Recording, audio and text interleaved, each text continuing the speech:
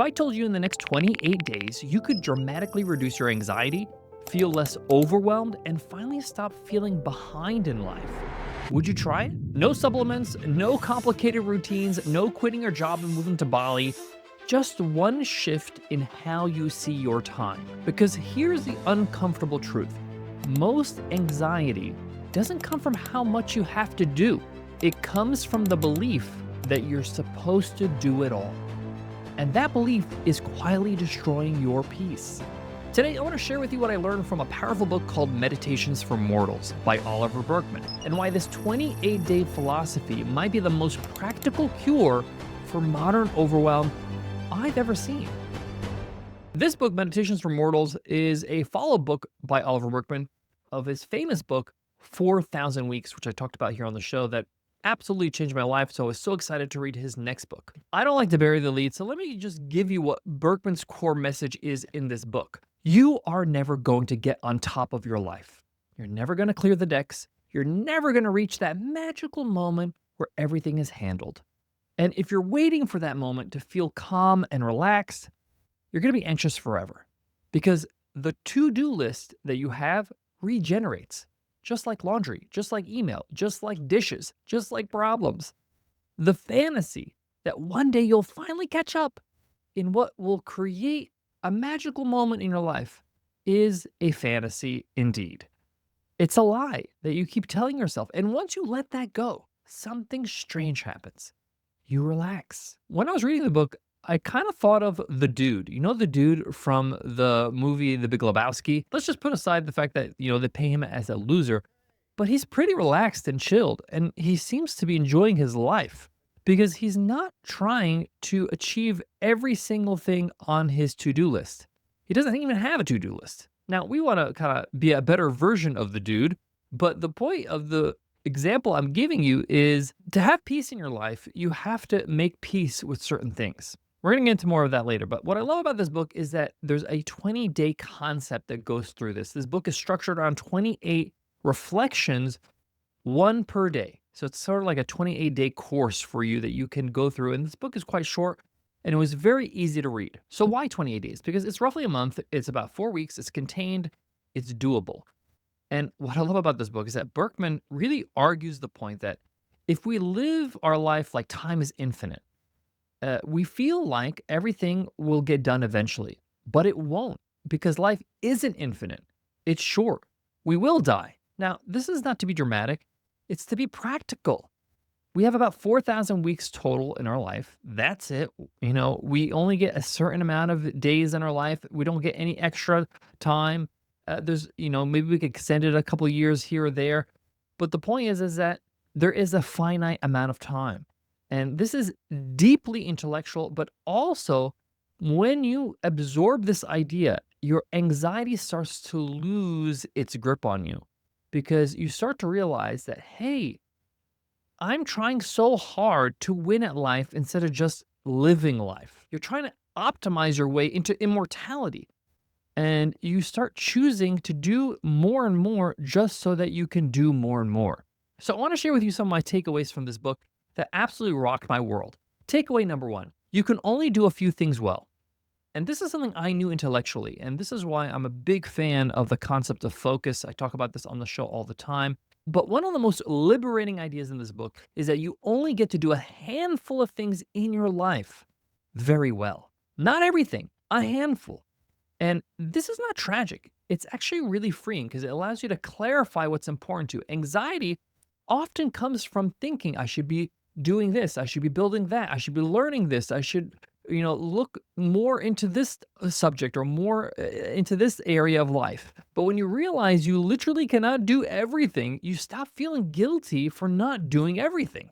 That's pretty powerful. You start asking yourself the right questions, like, what actually matters to me? What am I willing to ignore? Because ignoring things is not failure. It's focus. It's allowing me to really spend quality time on the things that really are important to me and my life and my values. Takeaway number two, the problem is not your workload, it's your expectations. I really resonated with this because we are drowning in invisible expectations. We think I should be healthier. I should be richer. I should be further along and I should be more productive. I should be calmer. I should be more grateful. Should. The shoulds are endless. Berkman introduces a radical idea. What if you stop trying to optimize for your entire existence? Right? What if you aimed for just good enough? That phrase alone can reduce anxiety. Good enough, right? The fact of the matter is, you're not going to be great at everything. It's just a mathematical fact. You just can't have that much time to be great at everything. You can't. Okay. So it's okay to be good enough at most things, but a few things, you're pretty darn good. You don't need to be perfect. You don't need to be world class at every single thing you do.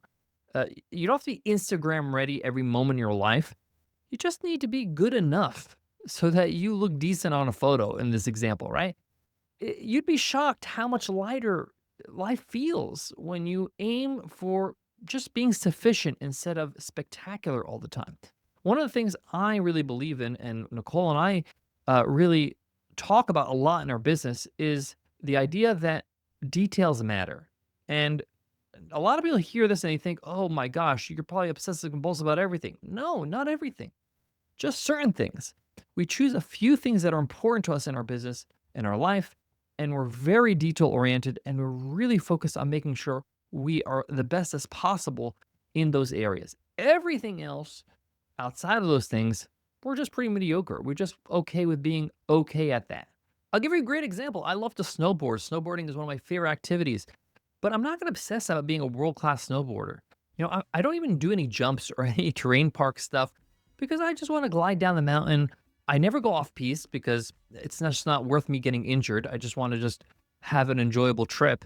And it's okay for me to be just good enough to snowboard. I don't need to be great at everything. And once I admitted that, I enjoyed snowboarding a whole lot more. And just in general, when you practice this, you enjoy life a lot more. You just get to live life a little bit more. By the way, if this idea of good enough and being sufficient so that you can be able to move forward in any area of a life is an idea that you really resonate with, I'm really working on a really important episode currently called The Ultimate Guide to AI for Normal People. And in that episode, I walk through step by step how to use AI to improve your life, your business, your messaging, how to just be a little bit more efficient and save yourself a little bit more time. You're not going to be an absolute AI wizard. You're not going to be Sam Altman, but you're going to be better, which is good enough. So hit subscribe so you don't miss that episode once it drops. Takeaway number 3, stop trying to win at life. I really resonated with this takeaway. This is why I'm sharing it with you because I'm very competitive and I really want to win at everything I do. And this one really hit me hard because, we approach life like it's some sort of productivity contest, like it's some sort of sport. Us entrepreneurs, we just want to achieve. We want to have inbox zero. We want to have the perfect calendar. We want to have the ideal morning routine. We want to be at peak performance, right? But life is not a game you win. Let me say that again. Life is not a game you win, right? They're not giving out medals at the end of your life. It's something you participate in. And Burkeman really encourages something really radical here. He says, fully enter your life as it actually is, not as it will be once you fix everything. Just enjoy your life as it is right now, this part of your life, the journey. And what I realized through this book is that anxiety actually comes from living in a made-up future. You're living in the future, and this is where your anxiety comes from. I'll relax when this happens. I'll feel good when I achieve this. I'm happy when this gets accomplished. But there's always another level. There's always something after that. There's always something after you achieve, always another milestone. If you don't learn to live in the present right now, you will never be present later. You'll never enjoy the present once you finish anything because you didn't enjoy the present when you were trying to finish that thing. And guess what? There's nothing to finish because there's always something to do. There's always something to accomplish. So just enjoy the journey and enjoy the fact that you have something to do. Takeaway number 4, progress over control. Anxiety thrives on control. We want to have control. We want control of outcomes. We want to control timelines. We want certainty. But certainty is not always available. It's actually not available most of the time. What is available, right? Progress, tiny, small, daily progress. Instead of asking, how do I solve my whole life? Ask yourself, what is one meaningful thing I can move forward today? That's it. One small thing. You want to be fit and healthy. What is one thing you could do to be fit and healthy today? Well, maybe just go for a walk, right? Maybe put on your gym shoes and hit the gym for 30 minutes. I want to be better at business. Maybe it's just one conversation with somebody who's a little bit ahead of you. You want to be more of a thought leader. Maybe just read one page of an intriguing book, right? Have one email conversation with somebody that can help you in whatever you're trying to achieve, right? Or trying to get better at. See, even I'm saying achieve is embedded in my language. But listen, you're just trying to do one thing to feel like you're making progress. Momentum is the antidote to overwhelm. When you feel you're making progress, overwhelm is kind of hard to experience. You're not in total control. You never are. I mean, if you have any experience with the elderly, my mom was a dietitian and she worked at a nursing home. And I remember visiting her at work and doing some volunteer work and seeing a lot of elderly people who are in their 80s and 90s and 100 even.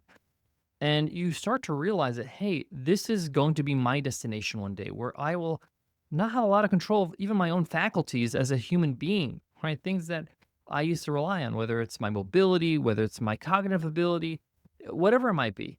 So, like this idea that I can control everything at any time all my life, you're not in control, right? Stop pretending you are. What you can do is that you can just make an effort to make progress. Takeaway number 5, you don't need to feel ready.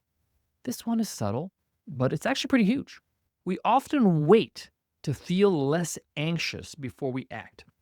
But Oliver Burkeman in his book says we act while anxious. Okay, this is what we need to do. We need to act while we feel anxious. You act while you feel imperfect. You act while you feel uncertain. Waiting for emotional clarity before taking action keeps you stuck, and you're going to be waiting forever. The secret is to shrink the frame.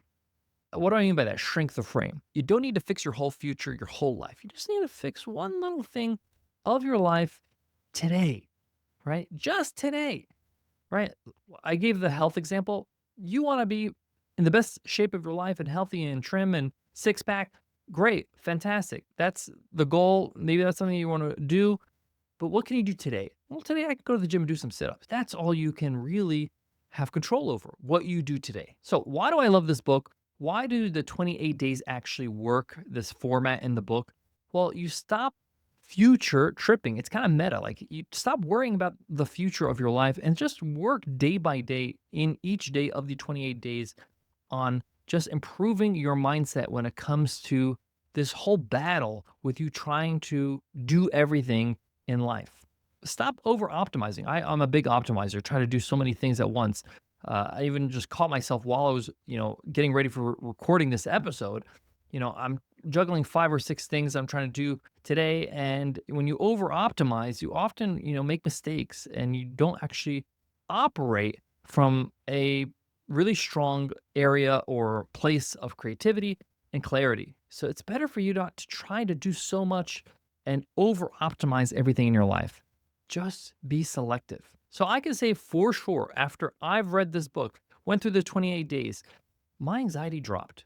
Not because life just got easier all of a sudden, but because I stopped fighting reality. I started to realize that I was fighting against myself. Most anxiety, I find, comes from one of 3 places: trying to do too much, comparing your timeline to others, comparing your chapter 2 to somebody else's chapter 27, right? Believing you're behind. And that kind of ties in, right? Berkman's philosophy in this book really dismantles all 3 of these. You can't do everything. Your timeline is yours. You have your own timeline, and you're not behind. You're just alive. You're just a human being alive in this world. And life is finite. You have to come to terms with that, which means it's precious, which means it's something really special that you need to treat carefully and not anxiously. So this is how you can apply this starting tomorrow. Number 1, buy this book, Meditations for Mortals by Oliver Burkeman. Number 2, in this book, you're going to realize you're going to choose one meaningful focus area. You're going to accept that you can't do everything and you will ignore all the other things that you're not focusing on at the moment. Do one small deliberate action daily to make progress. Stop trying to clear your entire life and never have a to do ever. And just practice being good enough. At the end of the 28 days and going through this book, you will feel calmer. I'm telling you, not because you hacked your brain or now you're an enlightened monk, but because you stopped fighting yourself. You started to realize reality. Before I go, I want to leave you with this. You are not behind. You're not broken. You're not inefficient. You're human. And humans have limits. Accepting limits is not weakness, it's actually freedom. So claim your freedom. If this episode helped you breathe a little lighter, a little easier, and just made you think a little bit differently, and you want to know what's next, you're like, okay, Omar, this was good. And I'm definitely going to buy the book and I'm going to implement what you talked about. But let's get back to business. How do I grow a business or start a new business idea? Well, I've tried 20 business ideas in my career, and only three actually made me rich. If you want to learn more about what those ideas were, then go ahead and go back to our back catalog, go to our previous episodes on whatever app you're using to consume this episode, and you'll see that episode. It explains what works, what doesn't, based on real evidence and my own experience. I'll see you in the next episode.